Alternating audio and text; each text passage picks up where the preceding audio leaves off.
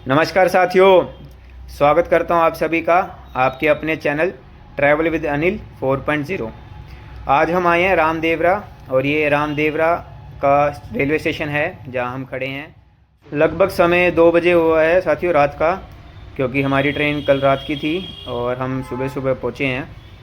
अब हम आपको रामदेवरा में साथियों हम आपको रामदेव बाबा जी के मंदिर के दर्शन करवाएंगे व उनके अन्य कहानियों के बारे में विस्तार पूर्वक जानकारी देंगे। तो बने रहे मेरे साथ मेरी इस वीडियो में और वीडियो को अंत तक ज़रूर देखें साथियों, मेरी आपसे सिर्फ यही विनती है।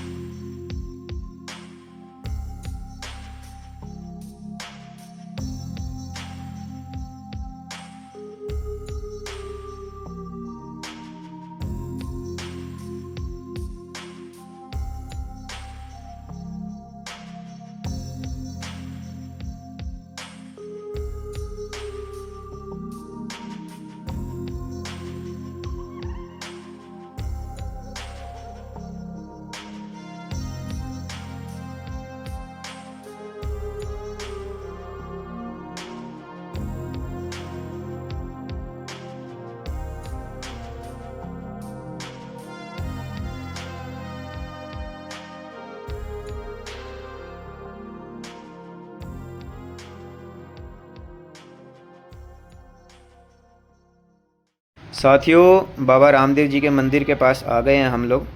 आपको बता दें, रामदेव बाबा जी के मंदिर से पहले दर्शन करने से पहले हमें डाली बाई उनकी मुँह बोली बहन के मंदिर के दर्शन करने होते हैं।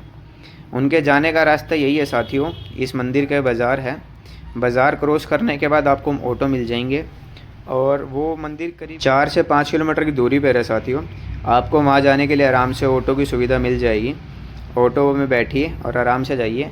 ऑटो वाला करीब 30 रुपये लेता है। मैं और मेरे दोस्त गए हुए थे, 3 दोस्त, तो हमारे 90 रुपये लगे थे। इनके जाने का रास्ता यही है साथियों कि ये बाज़ार क्रॉस करके ऑटो में बैठ के ये सुनसान जगह आ जाती है। ये थोड़ा राजस्थान का कल्चर है, क्योंकि यहाँ पर आपको पता है रेगिस्तान है। अब हम जा रहे हैं डाली माता जी के मंदिर, जो कि रामदेवरा जी की मुँह बोली बहन है। अब पहले हम डाली बाई जी के मंदिर के दर्शन क्यों कर रही हैं, इसके पीछे की जो कथा है मैं आपको भी वो मंदिर के दर्शन करने के साथ साथ आपको बताता रहूँगा।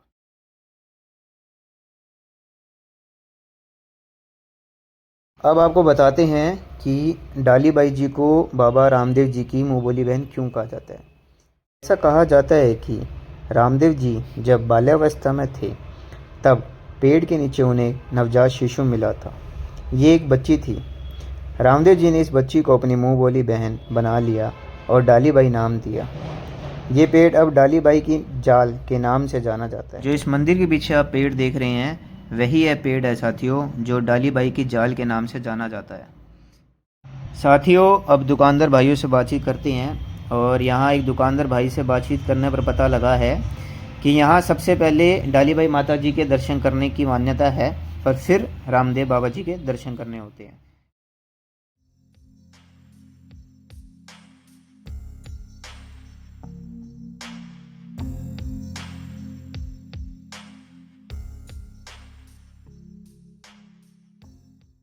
अब वापस चलते हैं साथियों रुनीचा धाम और आपको करवाते हैं रुनीचा धाम के दर्शन, जो कि बाबा रामदेव जी के नाम से भी प्रसिद्ध है। ये बाज़ार जो मैंने आपको पहले दिखाया था, इसी बाज़ार से होते हुए हम डाली बाई माता जी के गए थे और अब वापसी आ गए हैं और बाज़ार से होते हुए मंदिर में प्रवेश करेंगे।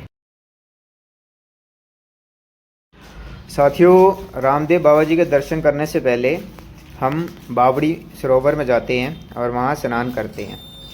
रास्ता दोनों का करीब करीब बराबर का ही है। ये सामने जो देख रहे हैं आप, ये रामदेव बाबा जी के मंदिर का रास्ता है। इसके साथ ही उल्टे हाथ को आप देखेंगे, मैं भी दिखा भी देता हूँ आपको, ये रास्ता जाता है बावड़ी का। अब हम पहले बावड़ी में जा रहे हैं स्नान करने, और कहा जाता है कि वहाँ के पानी से स्नान करने से आपके सारे कष्ट रोग दूर हो जाते हैं, एवं वहाँ का पानी गंगा जल के समान माना गया है। बहुत से श्रद्धालु वहाँ का पानी लेकर आते हैं और उसे अपने घर में रखते हैं, गंगा जल की तरह ही इस्तेमाल करते हैं।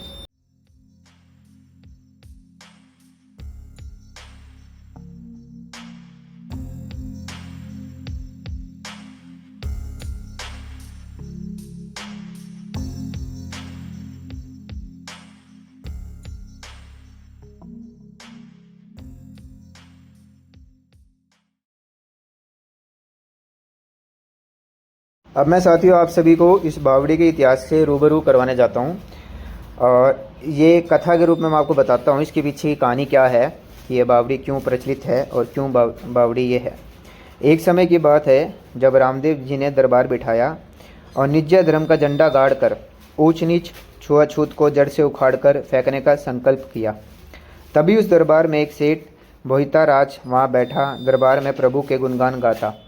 तब भगवान रामदेव जी ने अपने पास बुलाया और हे सेठ, तुम परदेश जाओ और माया लेकर आओ, ऐसा कहा। प्रभु के वचन सुनकर बोहिता राज घबराने लगा, तो भगवान रामदेव जी बोले, हे भक्त, जब भी तेरे पर संकट आवे तब मैं तेरे हर संकट में मदद करूँगा। ऐसा कहकर सेठ रुनिच्चा से रवाना हुए और प्रदेश पहुँचे और प्रभु की कृपा से बहुत धन कमाया। एक वर्ष में सेठ हीरो का बहुत बड़ा जोहरी बन गया। कुछ समय बाद सेठ को अपने बच्चों की याद आई और वह अपने गांव रुनिच्चा आने की तैयारी करने लगा। सेठ जी ने सोचा, रुनिच्चा जाऊंगा तो रामदेव जी पूछेंगे कि मेरे लिए परदेश से क्या लाया।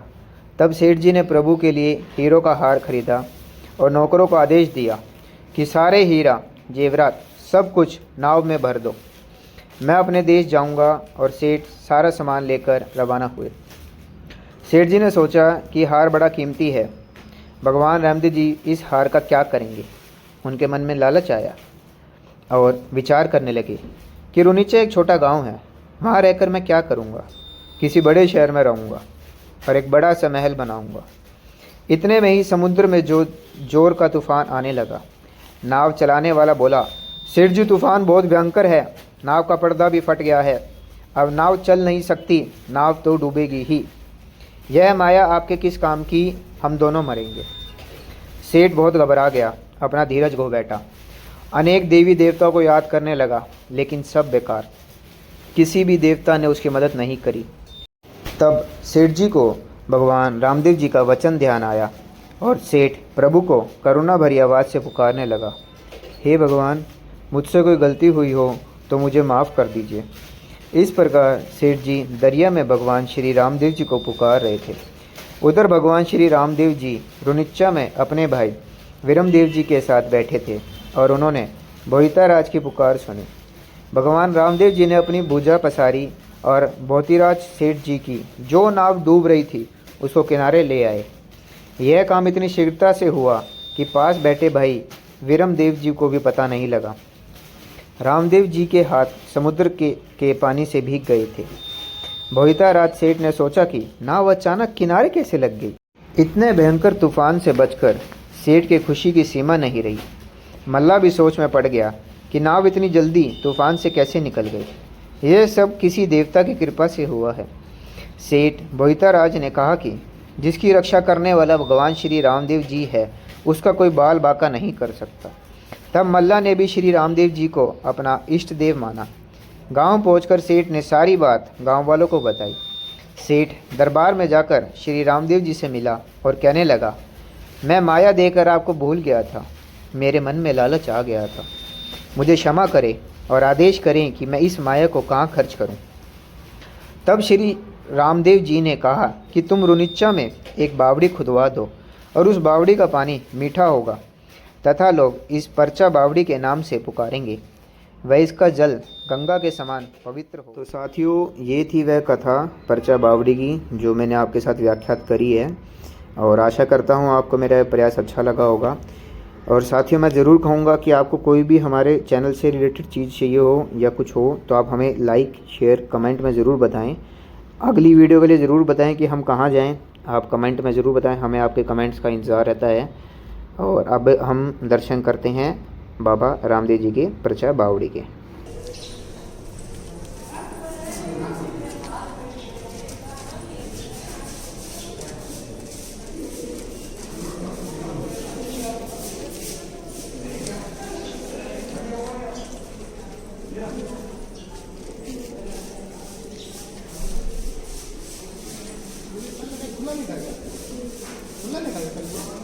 खुला था ऐसा होता थे लोग मानते हैं नहीं। कितने साल पुराना है? ये लोग को बाबा ने जो समाधि दी उससे पहले का है। साफ सुथरा बाबा ने पता नहीं खुदवाया अपने हाथ से। बाबा ज़्यादा मतलब लोग नज़दीक में चले जाते हैं लोग। नीचे गहरा ही है ना इसके अंदर भी। अभी ये धरती से पानी आ रहा कोई, ये प्राकृतिक पानी है। भरते थोड़ी इतनी तक भर जाता है बारिश के दौरान। इतनी तक अभी भी बढ़ जाता है तक पानी नहीं निकालो तो अभी भी भर जाएगा। सही रात 2 दिन आप छोड़ दो नहीं पानी भरो, यहाँ तक आ जाएगा ऑटोमेटिकली पानी। फिर मोटर लगाई हुई ऊपर से, मोटर लगाए अंदर डाली हुई है, खाली सरोवर में जाता रहता है।